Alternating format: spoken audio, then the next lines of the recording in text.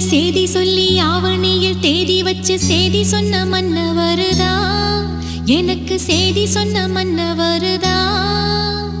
சொந்தம் சொல்லி நெத்தியில குங்குமத்தை வச்ச ஏன் மன்னவரு